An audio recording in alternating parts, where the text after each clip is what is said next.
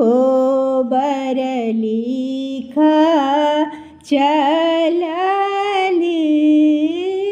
सुहब से अइहब सुहब लिखी लेला रहुआ बुआरी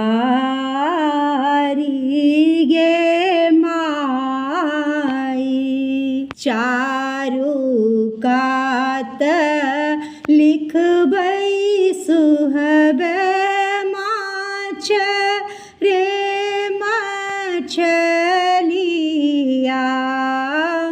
बीच ठाम पुरैनी के पात गे माई।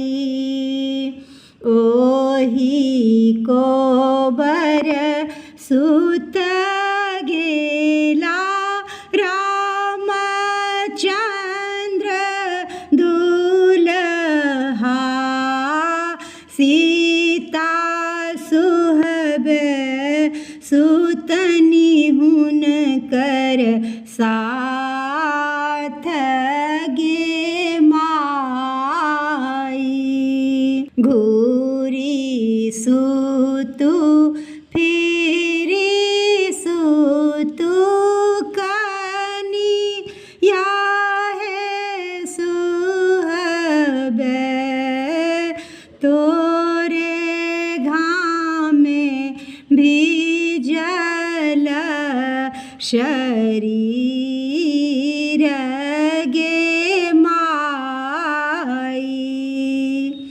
एतबे बचन सुनलनि कनिया हे सुहब सेज छोरी भुइयाँ लोटी जाई गे माई।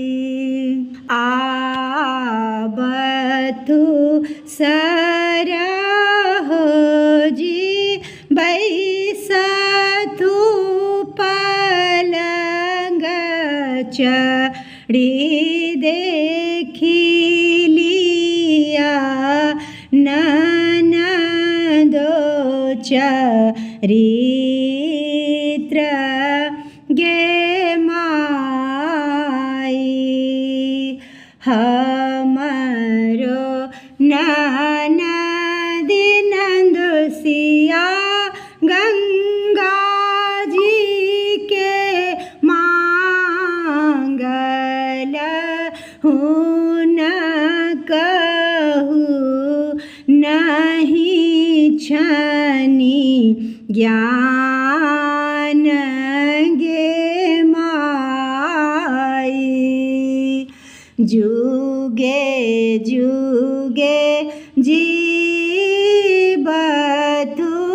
रामचंद्र दुल्हा सीता सुहब के बढ़नु अही बात गे माई।